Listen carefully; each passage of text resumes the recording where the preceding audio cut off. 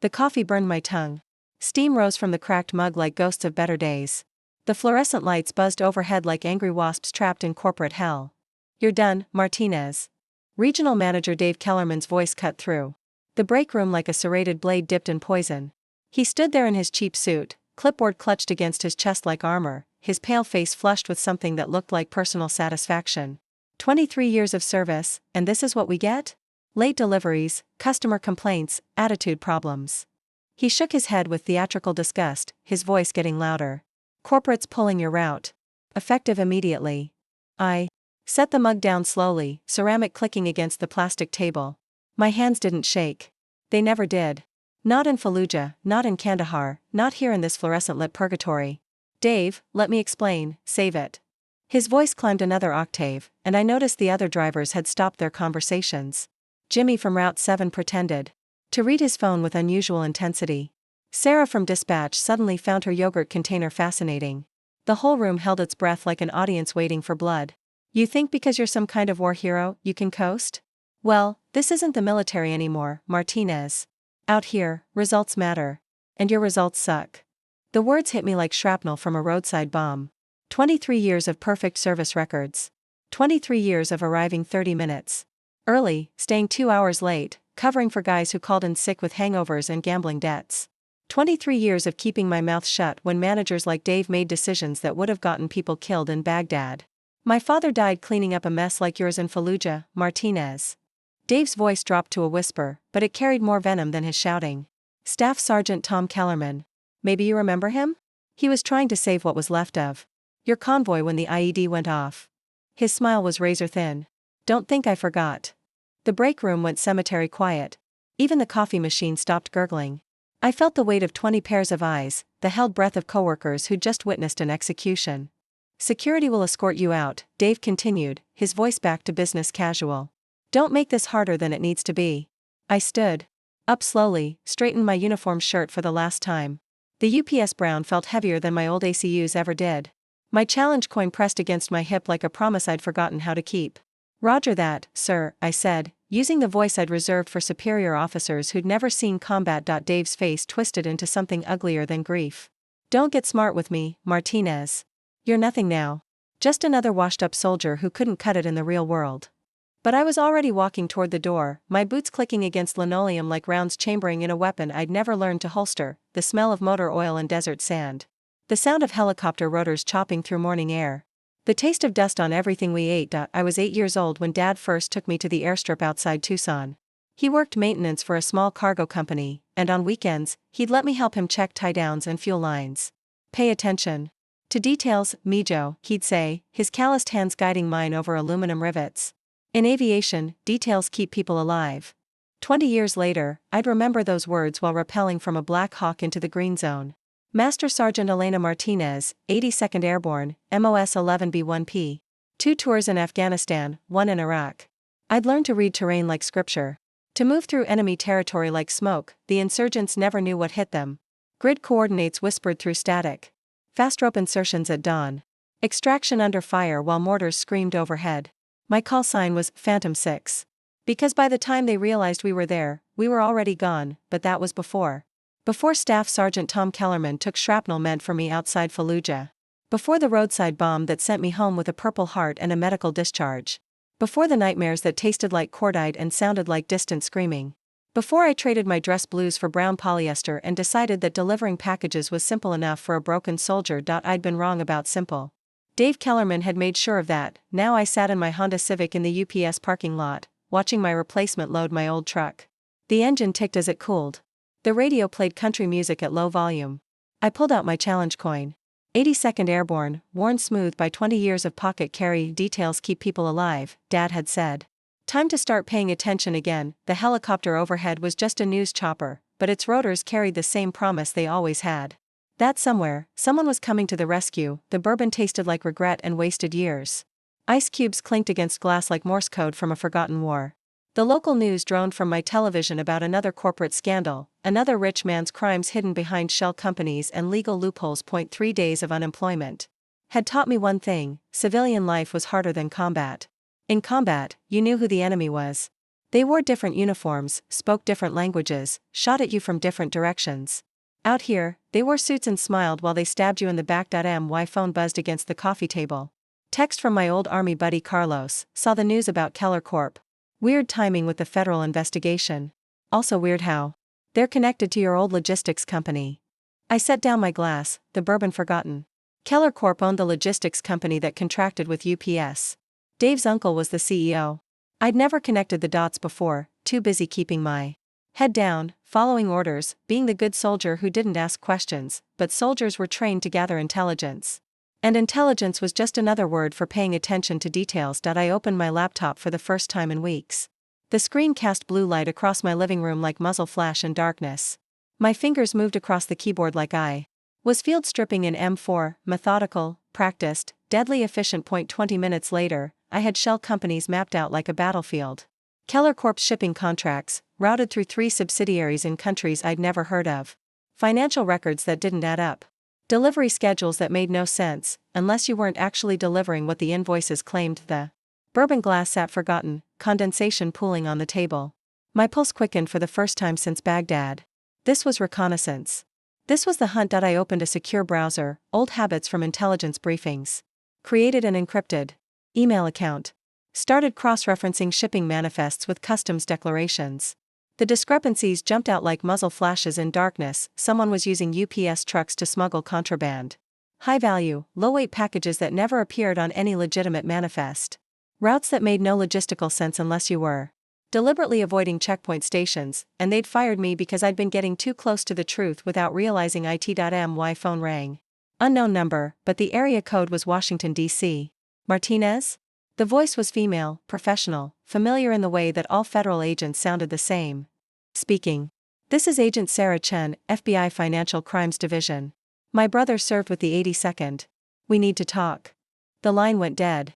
But I was already reaching for my boots, muscle memory taking over like it always did when the shooting started. Rain drummed against the diner windows like suppressed gunfire. Coffee steam fogged my glasses, turning the world soft and dangerous. The smell of bacon grease hung heavy in the air, mixing with cigarette smoke and the particular desperation that clung to places where people met in secret. Agent Chen looked exactly like FBI, dark suit, sharp eyes, handshake that could crack walnuts.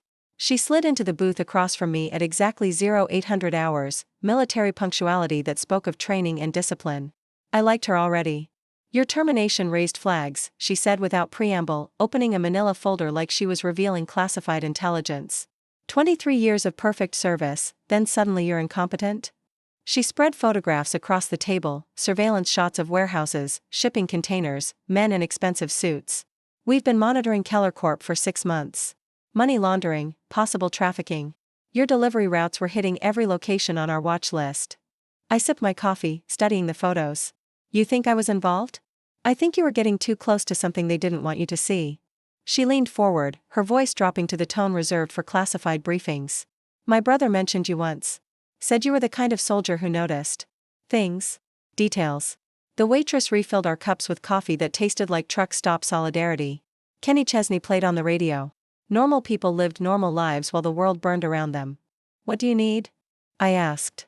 Access to their dispatch system. Shipping manifests. Anything that shows where the real money's coming from. She slid a business card across the table, then pulled it back. There's a USB drive taped under your car's rear bumper. Military-grade encryption cracker. It'll give us everything we need. I memorized the card number, then watched her tear it into pieces. What's my cover? You're a disgruntled ex-employee who wants revenge. Dave Kellerman humiliated you publicly, cost you your pension, destroyed your reputation. She smiled without warmth. Now you're going to return the favor. Outside, the rain intensified, turning the parking lot into a battlefield of puddles and shadows. I thought about Dad's words, about details keeping people alive. About Dave's face when he'd mentioned his father's death. When do we start? Tonight. There's a night shift supervisor named Jimmy Torino. He's been skimming from petty cash, but he's scared of losing his pension. Make him an offer he can't refuse. She stood to leave, then paused like she was remembering something important. Martinez? Your service record says you're good at making problems disappear. Yes, ma'am. Good. Because this problem is about to get a lot bigger. The diner door closed behind her with the finality of a coffin lid. I sat alone with my coffee and the weight of another mission that might get good people killed, the parking Garage smelled like cigarettes and motor oil and the particular fear that clings to places where secrets are traded. Footsteps echoed off concrete walls like gunshots in an empty cathedral. My breath misted in the cold air, each exhale a small ghost in the fluorescent lighting. Jimmy Torino looked exactly like a guy who'd been skimming petty cash for years, nervous eyes that darted like trapped animals, hands that shook when he wasn't holding something, coffee stains on his supervisor's shirt that spoke of too many late nights and too much guilt. He'd agreed to meet me at midnight, probably figuring I wanted to buy him a drink and complain about Dave Kellerman like every other fired driver. Elena? His voice cracked like a teenager asking for a date. Jesus, you look like hell. Thanks, Jimmy. Real confidence booster. I stepped into the light, letting him see the exhaustion in my eyes, the defeat in my shoulders. I need a favor. Look, about what happened with Dave, forget Dave. I pulled out my phone, showed him a photo of a deposit slip I'd manufactured in Photoshop. $2,000 from the emergency fund. Last Tuesday. Want to explain that? His face went white as fresh snow. How did you? I still have friends in dispatch. Friends who know where the cameras are. I stepped closer, using the proximity tactics I'd learned in interrogation training. Friends who know about your gambling problem. About the loan sharks. Who've been calling your house. Jimmy's hands shook as he lit a cigarette, the flame casting shadows across his face like a confession booth. What do you want? Access to the system. Tonight. 15 minutes, that's all. I can't. They'll know it was me. Jimmy. I used my command voice, the one that had sent soldiers into battle. You're going to help me, or you're going to explain to Internal Affairs why you've been stealing from the Christmas fund. And then, you're going to explain to your wife why you're unemployed and facing federal charges. He took a long drag, then nodded like a man accepting his execution. 15 minutes. But if this goes bad, it won't. I handed him a USB drive that felt like a grenade in my palm. Plug this in, wait for the green light, then pull it out. That's all. We walked toward the building through shadows that seemed to move with us. The night air carried the sound of distant traffic, the hum of refrigeration units, the whisper of secrets being traded in darkness. Why are you doing this? Jimmy asked, his voice barely above a whisper. Because Dave was right about one thing. I am a soldier. And soldiers don't leave their battles unfinished. But even as I said it, doubt crept in like fog rolling off a battlefield. What if Chen was using me? What if this was bigger than I could handle? What if I was about to get another good man killed? The USB drive felt heavier than my sidearm ever had. Details keep people alive, Dad had said. But sometimes, the details were what killed them. The text message lit up my phone like incoming fire, package delivered. Green light confirmed. Thanks for the help. I was 3 blocks away from the UPS facility, sitting in my Honda Civic with the engine running and the radio playing static. The digital clock on my dashboard read 0230 hours. Jimmy would be pulling out the USB drive right about now, destroying the evidence, going home to his wife and his guilt and his borrowed time. My phone rang. Chen's number. Martinez? Her voice was tight with something between panic and professional. Control. Where are you? 3 blocks south of the facility. Mission accomplished. Jimmy's dead. The words hit me like a mortar round, all concussion and ringing silence. Jimmy with his nervous laugh, his coffee-stained uniform, his hands that shook when he lit cigarettes. Jimmy who'd helped me because he was scared and stupid and desperately trying to keep his pension. They found him in the parking garage with a bullet in his head, Chen continued. Professional job. Single shot, close range. He'd been dead for an hour when the security guard found him. I gripped the steering wheel until my knuckles went white. I killed him. No. They killed him. You just gave them the excuse. But I knew better. In Baghdad, I'd learned that good intentions didn't stop bullets. That trying to help people sometimes got them killed. That the road to hell was paved with classified operations and collateral damage and the names of good soldiers who'd trusted their sergeant to bring them home. Elena, listen to me. You need to get out of there. Now. Why? Because they know it was you. Jimmy's phone had your number. His computer has your fingerprints. And there's a black SUV heading toward your apartment. Right now. I drove home through empty streets that felt like enemy territory. The radio played country music about heartbreak and redemption.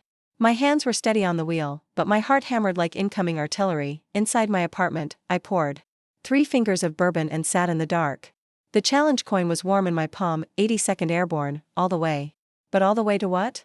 Another dead friend? Another mission that went sideways because I'd underestimated the enemy? My phone buzzed. Text from an unknown number, stop digging or join your friend. I finished the bourbon in one swallow, feeling it burn like napalm in my throat. Set the glass down with deliberate care. Picked up my phone and typed back, "Come and get me." But the empty apartment felt like a tomb. And I was just another ghost haunting the ruins of a war I'd never really left. The explosion lit up the night sky like the 4th of July in hell. Glass shattered like gunfire.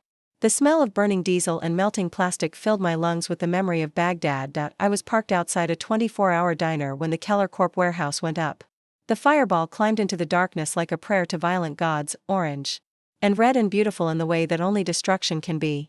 The shockwave rattled my car windows and set off every car alarm in a 6-block radius. My phone rang before the echo faded.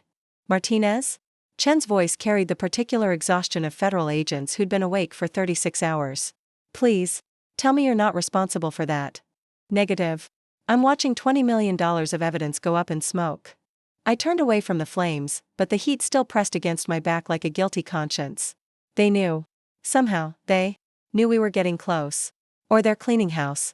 Eliminating loose ends. But I wasn't listening to her theories. I was remembering Jimmy's phone, his computer, his fingerprints. And I was remembering the USB drive that had worked exactly as advertised. Chen, the drive. It worked, didn't it? What? The encryption cracker. Jimmy got it plugged in before they killed him. The data downloaded. Jesus Christ. Yes, it worked. But with Jimmy dead and the warehouse destroyed, the files are still there. On your servers. Whatever Jimmy died for, we have it. I could hear her typing, the rapid-fire clicking of someone who'd just realized they were holding the smoking gun. Holy shit, Elena. You're right. The download completed at 0231 hours. We have everything. What does it say? Give me a minute. More typing. Then silence. Then a whisper that sounded like prayer, "Oh my God. Chen. They're not just laundering money. They're moving human cargo. Shipping containers marked machine parts that weigh exactly what 20 human beings would weigh. Delivery schedules that match known trafficking routes. Payments from shell companies in countries that don't exist on any legitimate map." The diner's neon sign flickered like a dying star.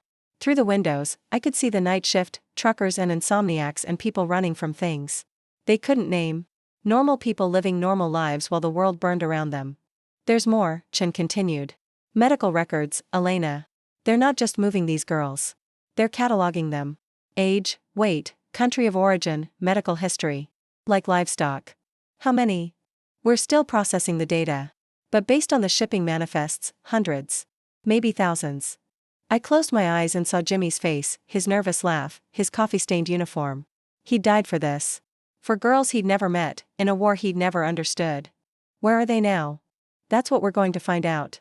Pack a bag, Elena. You're going underground until this is over. But I was already moving, my hands working automatically, spare ammunition, first aid kit, encrypted phone. The muscle memory of a soldier preparing for battle. The challenge coin went into my pocket. Dad's photo went into my wallet. Everything else could burn. The federal building smelled like justice and floor wax and the particular desperation of government employees working too many hours on too little sleep. Fluorescent lights hummed overhead like electronic prayers. The sound of keyboards clattered through the hallways like machine gun fire. I stood in conference room 7, facing a wall of monitors displaying shipping routes, financial transactions, and photographs that would haunt me for the rest of my life. Agent Chen paced like a caged tiger, her professional composure cracking under the weight of what we'd discovered. Assistant Director Walsh looked like he'd been drinking coffee since the Carter administration, his eyes red-rimmed and haunted. "Ladies and gentlemen," Walsh addressed the room full of federal agents, local police, and military liaisons, "we have a problem that makes every other case you've worked look like a parking ticket."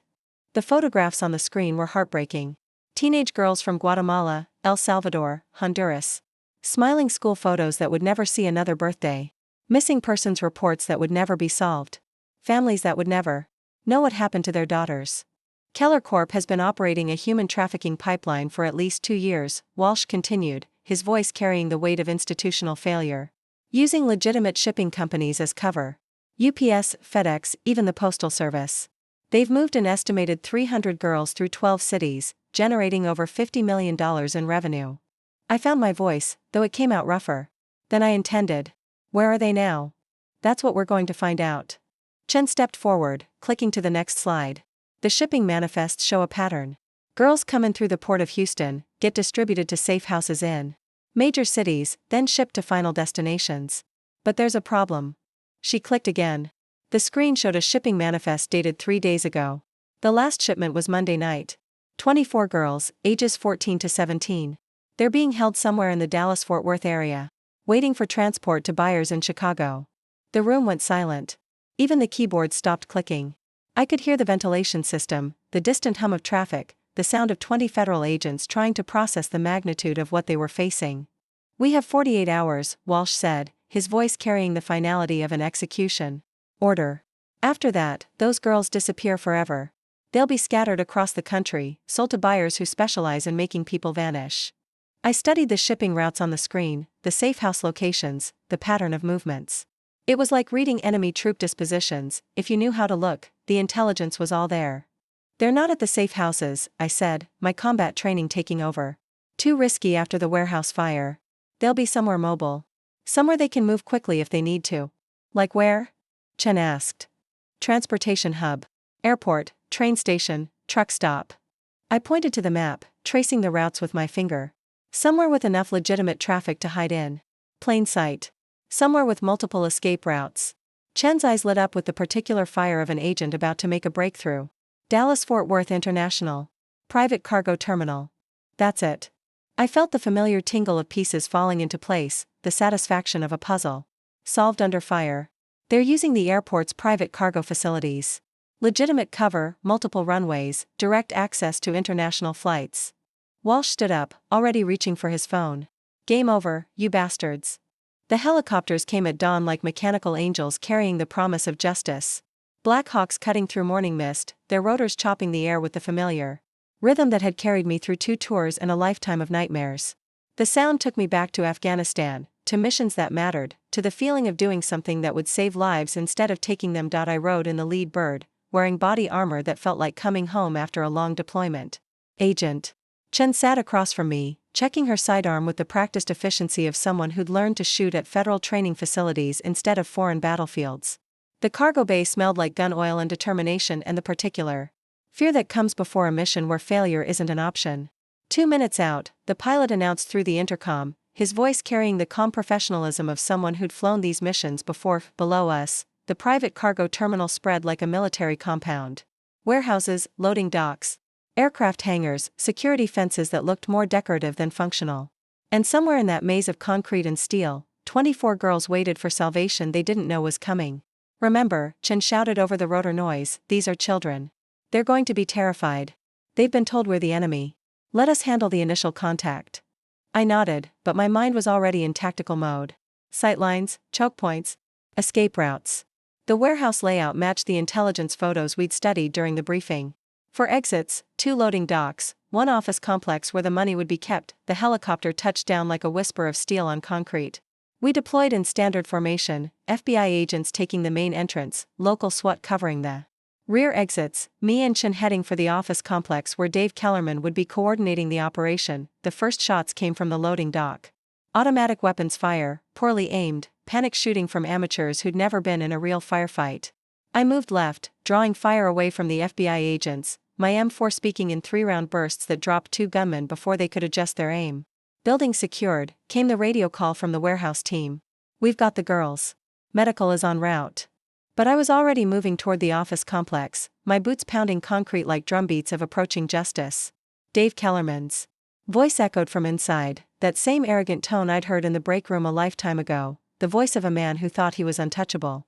"You don't understand," he was saying into a phone, his words carrying the particular panic of someone watching their world collapse. "We can salvage this. Move the assets to Houston, liquidate the inventory, start fresh in." I kicked open the door, my weapon raised and ready.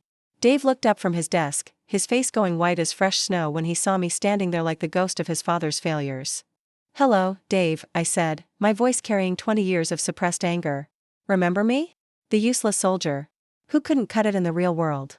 He reached for a gun in his desk drawer, his movements clumsy and desperate.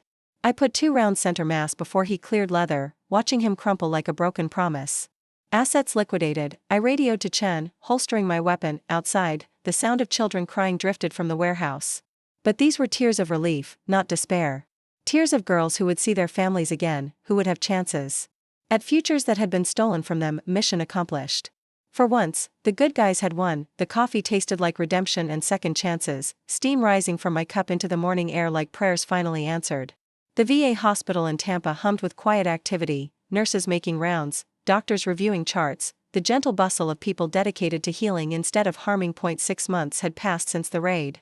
24 girls had been rescued, reunited with families, given new chances at life in a world that had tried to throw them away. The Keller Corp network had been dismantled, its assets frozen, its leaders prosecuted with the full weight of federal justice. The shipping routes had been traced, the safe houses raided, the buyers arrested in a coordinated operation that spanned 3 countries. I sat in the group therapy circle, surrounded by other veterans who'd found their way back from the darkness. The counselor, Dr. Sarah Martinez, no relation, but the name always made me smile, had kind eyes and patient hands that had guided hundreds of soldiers through the minefield of coming home. "Elena," she said, her voice carrying the warmth of someone who understood that healing took time, "how are you sleeping?" "Better." I turned my challenge coin over in my pocket, feeling its familiar weight. The nightmares are different now. Instead of explosions and gunfire, I dream about those girls going home to their families. About Jimmy's widow getting his pension. About Dave's father, wherever he is, finally being proud of something his son did. That's real progress. Around the circle, other soldiers nodded with the particular understanding that comes from shared experience. We knew each other in ways civilians never could. The weight of decisions made in split seconds. The price of doing what's right when the world tells you to look away. The burden of surviving when good people didn't. My phone buzzed against my leg. Text from Agent Chen, new case. Child trafficking ring in Miami. Interested? I looked around the circle. At Tommy, who'd lost his leg in Fallujah but found his purpose coaching Little League Baseball. At Maria, who'd survived 2 tours in Afghanistan and now ran a shelter for homeless veterans. At Jack, who'd traded his sniper rifle for a stethoscope. And was saving lives in the county hospital's emergency room. We were all broken in our own ways. But we were all still fighting the good fight. I typed back, "Send me the details." Outside, a helicopter passed overhead, its rotors cutting through the morning air with the same rhythm that had carried me through 2 decades of war and peace. The sound didn't scare me anymore.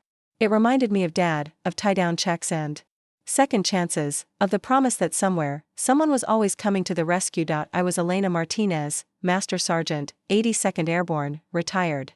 I was 46 years old, technically unemployed, and living with PTSD that would probably never completely go away, but I was also a soldier. And soldiers don't quit. They adapt, they overcome, they find new battles to fight and new people to save. The challenge coin was warm in my palm, its edges worn smooth by 20 years of carrying it into harm's way. All the way, it read. All the way to whatever came next, and whatever came next, I'd be ready for it.